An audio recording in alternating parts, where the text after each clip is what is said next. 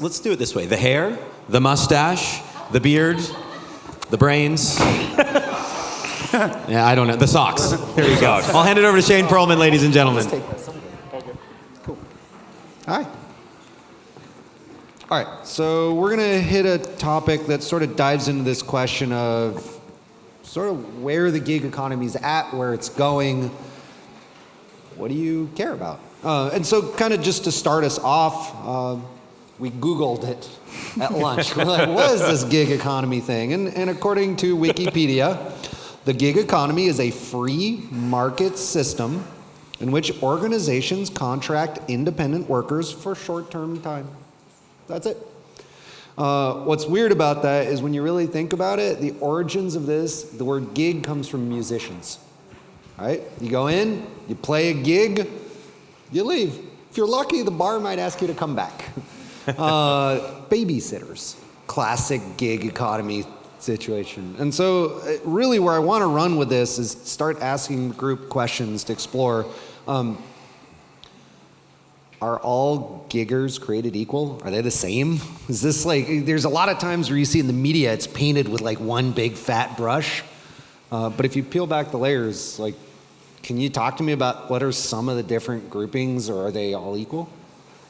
I don't know. Take it away. Anybody who feels inspired. Hello.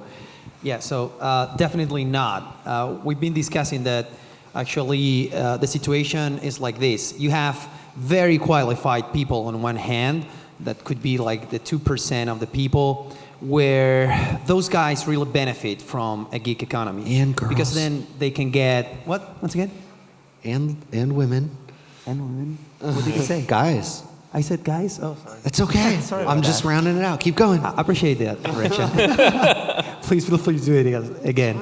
So, guys and women, they can benefit because they can sell their services at a very high cost because people demand their talent. But those professionals that are not that talented, that qualified, then what happens is that their services are commoditized. And that can suddenly become a problem because prices go down, down, and down, and the power is on the part of the companies, right? So it's challenging. So what I heard you say is there's a degree of specialization. You know, you got these specialists, highly trained, highly experienced, highly qualified, high value. On the other hand, you have commodities, the mechanical Turks, something, a task that literally nearly any human being could do. It's just whether or not they show up and do it. There's also somewhere in the middle. Like, I mean, we heard in the last talk, right? 95% of some African nations are full of hustlers. These are people doing whatever they can with whatever's around them to generate income in creative ways in varying degrees. Which I don't know if they'd ever call themselves gig economy. They're like, this is living. This is. Yeah, definitely. And I feel like at the very beginning, you are creating a new market, right? So new jobs are created, and that's an opportunity for a lot of people. But then, after a while, it can become a challenge. Like if you think, for example, about Uber drivers, once Uber comes to the market, that's really good. Then you can drive and make money. But once you have 3,000 Uber drivers in the same city, that becomes a challenge, right? Prices go down, clearly. Yeah, I think if I could answer, and I think this will answer both questions of where are we today as well as that. I'm just going to, so put yourself in the, of who's going to hire you lens. And so the enterprise hiring manager has two options. They can either go through a traditional staffing or a consulting agency. And if they go consulting or staffing, they're going to work with 1 to say 2 people, and the gig economy or the freelance economy says, what if instead of going through staffing where you have sort of this master overhead and then they pick out a generalist for you, what if you could go direct to talent? And so that direct to talent, whether it's a designer, whether it's a dev, whether it's a creative, whatever that person is, whether it's a full-time employee, someone under staffing, whether they're contracting or under their consulting, it's sort of the same thing there. And so it kind of answers like that's, so where we stand today, because I think that was a very important point you brought up. Where we stand today is we are directly sort of trying to understand, instead of going staffing or instead of going consulting, can we go direct to talent? If that is the case, that person, so you, we're going, whether you're a full-time employee under this consulting, your skills are still going to be the same, right? You're still going to have to do really good work. You're still going to have to be able to be communicative. So it kind of answers on both fronts. Do you mind if I ask the audience a question? So we have a very good question. Oh. The first one is really good, I think. We can go there. Okay. Actually, let me. Come on, Matthew. And then I'll if go you guys, there. I've been talking a lot, so Yeah. if you guys want to. So I'm curious here, like, how many people here are essentially freelance for life? This is the career path that you've chosen, and it is the primary way in that you create your revenue, and has been and continues to be for a while. If you raise your hand, if you're going to. Okay, so that's maybe 10% of the room at very best. I'm curious, how many of you may be freelancing, but it's a phase? Like it's a step between other steps that's part of your career journey, but it's not the only vehicle you ever plan to use. Okay, so about equal. How many of you are moonlighting? You got a full-time job career, but you're filling in revenue on the side with sort of gig economy things, little contracts. Yeah, so if you notice, like, we got an even mix of all three kinds. There are all kinds of permutations of how people get it. So you've got, like, you have this spectrum on degree of specialization. You also have this spectrum on involvement, and I think that can really change. Well, and I mean, just following on that point too, I think that we have gotten this negative connotation about the gig economy because you get all this drama from taxi drivers looking at Uber drivers and saying they're taking our jobs away, but it's so easy to get an Uber and it's so hard to get a taxi. So why am I getting, it's like, and then you gotta go in and it's like, do you accept, credit card, and half the time they don't, and you have all these other parts of it. So, the innovation that goes behind the so-called gig economy is part of what makes it so interesting. So I think that question's good, which is basically when you got marketplaces that are trying to commoditize, lower the cost and effort and access to talent, but also try to balance out the extreme variations in experience. Because, if people have a shitty experience in a platform, they don't want to come back. Yeah.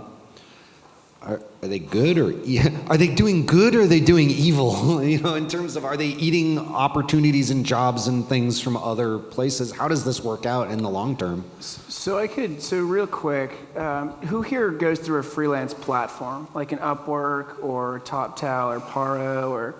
Cool, okay, so there is about 0.0000001% chance you'd be able to get a job with Microsoft as a freelancer without a freelance platform. When it comes down to the classification and sort of the infrastructure that a freelance marketplace holds, they are a net positive, I would believe. And so in that lens, right, if you're going to work for Microsoft or an enterprise as an individual, they're needed. They're really needed. So that's just sort of the enterprise. But at the same time, there's this huge backlash around ratings and Uber and and I wonder when you look at these platforms, hey, bad gigs happen, man. Customers are as crazy as all human beings, and so you get hit or miss.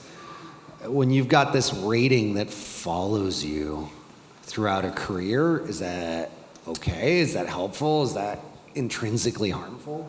Yeah, I'll go real quick to something super tangible just as a way to mitigate this, and then I'll make sure. But one super, super tangible way that this does get mitigated is if you curate it by talent pools. And so one little secret, right, whether it's a freelancer or a vendor or even a full-time employee, if someone does good work, you start to have these informal relationships where I say, hey, Shane, who is that designer? And whether it's an FTE or whether it's a freelancer, you're going to be like, oh, it was Mitch. And so the ratings and reviews kind of become secondary. And then another layer is too, talent pools are a way that freelance platforms can say, whether you're, say, just the Xbox team or whether you're 21st Century Skills team, and then within those pools, there's, say, 5 to 10 freelancers. And so, the ratings and reviews are one variable, but they're not necessarily the end-all be-all. If you're a good freelancer, generally what's going to happen is you're going to be found by someone walking down the hall or your buyer walking down the hall and being like, oh, who'd you work with? So are you adding people to these platform pools, or are you pulling from the pools? In Microsoft, in this case. Both. Okay. Yeah. And the way, if you think about it, the way it works too is there's the actual hiring managers who are going to hire you, and then there's also sort of like program admins. And so in terms of who's pulling, generally that's say a product manager or a product marketing manager that says, hey, I need this data scientist or I need this creative. And so then they're going to say, oh, let me reach out to the freelance. But then there's also at a program level, there's admins saying, how do we make sure we have the best talent? And that's just the same thing as procurement saying, hey, how do we make sure we have the best 2 vendors in the market right now? Yeah. But you'd still say that like you're going to have to hit a minimum rating, right? Like it's one thing to say like it's one factor, but if you're looking at say a 5-star rating, whatever it might be, and if you got someone who like someone internally says, oh yeah, Bill, let's call him Bill, is really awesome, but you look at him and he's got like 100 ratings and he's sitting at 2 stars. Yeah.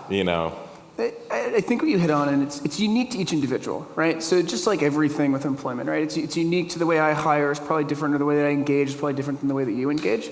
I just look at reviews and portfolio, quite frankly. I don't even look at the rating. I kind of just assume that's bad data. Yeah, I mean, I think it raises some interesting questions. I mean, when we were discussing it at lunch, we talked about, how do you mitigate against the introduction of bias when people are able to be rated, and what implication does that have when somebody's carrying that forward throughout their career? And I think it's interesting too because we talked about people who they see freelancing as a stage in their career trajectory. They will take employment and then they might move to freelancing for a period of time, and it's seen as part of the same kind of career journey that someone is on. But fundamentally, that's one area where it is quite different in that as an employee, you don't have anything that's kind of quantifiable that enables people to kind of assess your suitability for a role. It's usually entirely based on, the impression that you give throughout a hiring process.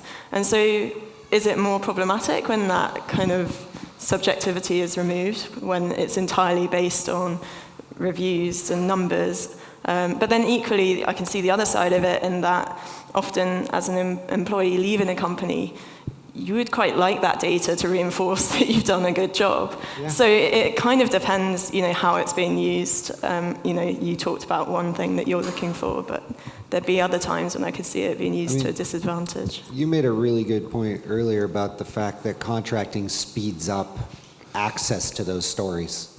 Yep. Yeah, and to add to too, so here's a tangible little trick for the freelancers out there or remote workers. Generally, if you're going to hire a full-time role, right, you hire one person.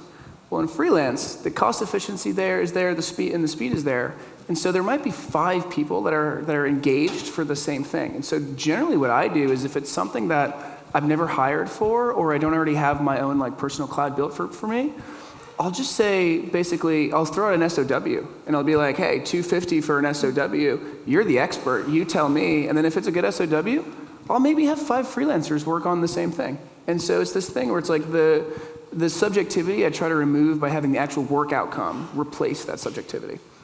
So I'm gonna pivot us. There were a couple questions here that I'm gonna provide a bigger conversational framework, and then we'll work them in. How does government and economic landscape play in? Because like different countries have completely different infrastructures that have such big impact.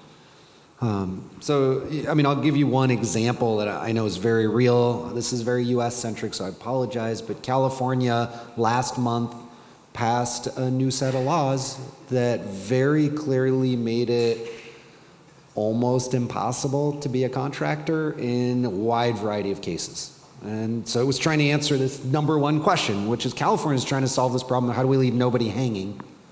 But at the same time, in an attempt to do it, they've nearly neutered the economy. And I don't want to waste all this time going to the depths, but I'm wondering what you're seeing from different countries and different regions.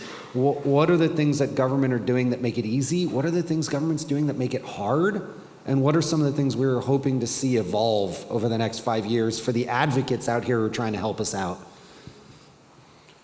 I think one of the things that just comes to mind from that, and part of what we were talking about over lunch as well, is like what drives people to go into these things. Like, why do you do a gig versus trying to look for a full-time job? And of course, again, this is sort of a US-based example, but why is tipping so important in the US? You know, because oftentimes restaurant workers are working part-time officially, so they don't get all the healthcare benefits, they don't get all these other things that they need to be able to have that sort of security. And so tipping is a huge part of being able to make ends meet. So at the same time, people have these things all of a sudden, well, you know, whether it's picking up an occasional Uber driving job or, you know, doing Amazon Mechanical Turk work, whatever it might be, they're doing these things to augment and fill these gaps. Whereas in other countries, you might not have that risk. Like, you know, your healthcare is there as provided as being a citizen of that country. So I think it is interesting to just even ask, what's the motivation behind it? Why would you pick up a gig, a side gig on that, you know, we've talked about these different levels of it. And oftentimes, yeah, because people need to augment their income and their salaries, so. How easy is it to moonlight in Spain? So I'm not a freelance myself. So it's hard to speak for freelancers. But as far as I know, the government had a few new policies where if you are starting as a new freelance, you had to pay less monthly. So, but at the end of the day, I don't know if it's 10 months or 12 months or something like that, you end up paying a monthly fee to the government, which is not that good. Even if you're not making money, that can become a problem. Healthcare is taken care of already, so that's very important. Yeah. But that's for everyone in Spain, so that's not even related to freelancers. And yet it has a very large impact in driving cost and choices. Actually, does anybody know what's the monthly cost of being autónomo? In Spain, Yeah. Yeah, it's almost 300 euros. So that doesn't matter if you make profit, That's right? after a while. Now, if you start from the very beginning, if you start from scratch, you're paying, like, I think it's 50 euros per month for a while, and then you start paying more. Yeah. Plus, you can get all types of like support. Like you can apply for like I think it's 7,000 euros to start your business. Yeah. So. But that takes a certain amount of financial education and initiative and knowledge to take advantage of it. If your average person who is a single mom, has a job already, and is trying to figure out how to add an extra 100 or 200 euros a month of income to offset some challenges, but to do it legally, has to pay 300 a month in taxes, that defeats the whole purpose. And so there's an infrastructure challenge that makes certain things harder and easier, and every country has these complexities. Yeah, I'd agree. I'd say it's also a question of policy and legislation. So I think what the policymakers are dealing with is the same problem that we had over lunch, is that actually a gig worker can encompass so many different things. And so they're grappling to establish law and policy that addresses these challenges, but without actually really appreciating the nuance of what it means to be a gig worker. So some of it feels like, in the case that you gave of California, it's quite heavy-handed in its approach, and we can only kind of hope as understanding of what that means and the implications of that, and the diversity of, you know, what the gig economy encompasses, that we will see, you know, changes to that policy and that legislation. But yeah, I think it's kind of symptomatic of the same problem that we've been having here. So what can somebody who is, I mean, again, the word gig worker is used to describe so many people in so many situations, so we can take this wherever we want, but what can you do to generate further stability in uncertain times? So I think this goes back to what we talked about before, and this also answers for me, what is the biggest benefit. When I think of gig or freelance or whatever it is, I think of it as an opportunity for accelerated outcomes. We have this great bumper sticker that we made, and it was like, I'm X in dog, and then it's crossed out and says gig years. And so what I mean by that is, I gigged as a student, and so I would take on these projects, and if you looked at my resume, you would think I worked way longer than I did, right? Like my example was 5 years of management experience, and so you can do 2 years at a company and hopefully get maybe, I don't know, a couple good reviews from your boss and maybe some cool bullet points, Or you can do a freelance opportunity or project for 2 weeks and have the same sort of quantifiable thing on your portfolio with a review. You couple that and you have this accelerated feedback loop of, for me, what I would call opportunity. And so how can you protect yourself, whether you want to be a full-time worker or whatever it is, just do good work. And with freelance, you have the opportunity to do quicker work and generate that quantifiable, I mean, you call it a rating and review, but the quantifiable impact. Let me add something. So I really think that we have to make something clear. So the thing about the gig economy and the marketplaces and everything, actually what's happening is just that the barriers of entrance to the market and the competition is just increasing. Things are more available. Like, for example, 20 years ago, if you needed a developer here in Gran Canaria, you just had a couple guys that you could meet with and work with them. Now you can hire someone in India. So right now what's happening is that things are more available and the competition is harder and stronger. But then, at the end of the day, the same business rules that always were there are just there. But they are just more aggressive and faster. So if you want to protect yourself, try to be different. Try to learn new things. Try to be in the right place, in the right market. Because market and business rules are exactly the same. I mean, to be blunt, so I've been through 2 recession cycles. I am a freelancer because between 2000 and mid-2001, I lost 5 jobs because I got to ride the whole dot-com bubble down into the ground. And it taught me a few things. First of all, there's no such thing as secure employment. Now, maybe in other countries that still exists, but at least in my experience, both here in Spain and in the United States, that two-way loyalty is somewhat of the history.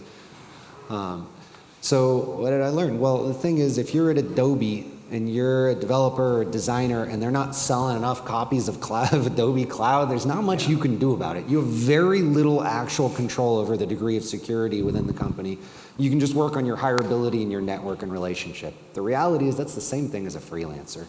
You know, as a freelancer, you're as good as the stories that you have. So get really good at cultivating stories. These stories are brands, project successes. You're as good as your network. The more people you can meet and have a relationship with who like you and trust you. For a lot of years, you know, we talked a little about daily habits during my talk. One of my daily habits for like 5 years was meet a new person every day, which is not a comfortable thing for me to do. But it generated years of financial security because I got to the point where I had the confidence that even if I lost all of my customers, within 6 months throughout my network and with the stories that I had, I could refill my pipeline enough to take care of myself. And because of that, my family had an understanding. My goal always was to have 6 months of savings. And I know it's not possible for everybody in every case, but that was the point where I could sleep at night without feeling scared. And so once I knew I had that and the skills. And to complement actually both of your points, because one thing that I have noticed in a freelance model that's pretty unique is you establish, if you're a freelancer, you usually establish 5 to 10 good clients, and you kind of don't change. And so, does anyone here know the PayPal Mafia? Have you heard that term before? Sure. So like freelance is literally creating each individual to have their own PayPal Mafia, whether you are a business owner or working in a company or the freelancer themselves. That's just one thing I've noticed that I thought was normal. And then when I jumped into companies, I was like, wait, you all don't have like 5 people you can turn to right now? Yeah, actually, network, I don't even explain it. Freelance groups that feed work back and forth between each other is one of the most powerful things you can have. And that's how my whole business was built, is I just was tired of being in business for myself and all by myself. And I wanted other people to collaborate with. And so as a developer, I found designers who couldn't get bigger projects without somebody to work with. And then I found marketers who really could tell great stories but couldn't deliver on the work. And we started working together collaboratively and sending projects back and forth. And that created enormous security. I think it's kind of bringing back one of Matt's earlier points, even if it's not directly focused on this, it's that feedback loop. The thing about being a freelancer is that things can get bad quickly and they can get good quickly. You know, if you're in a permanent employment somewhere and you got the corporation thing, there's a process to getting fired and it takes a while. And then oftentimes you get a severance package, whatever it might be. So, you know, the time from you being let go from a company, when that process begins, you already know that, okay, that process may take months. So you're already starting to look for another job. And then when you do get fired, you've got some cushion there. As a freelancer, you have to take that on for yourself. You have to build in your own severance package. Always. Oh, wow. Always sell when you're busiest. Always, always. Like, this is something I talk to so many freelancers with. They're like, I'm too busy. I'll sell when I'm starving. And I'm like, too late. You sell 6 months before you need it. And the other thing is, when you're busy, you're at your most confident. Yep. That is the really good time to walk in and be like, I don't need you. And that's a really nice place to be able to come in and have the relationship that you need to close. If I could add to that, so this was one of the best days of my life, which just shows I'm way too much of a geek in this space. But so I emailed one of my editors and I was like, hey, do you have bandwidth? And she was like, not for 5 months. If you want to talk, we can do a meeting in 2 weeks.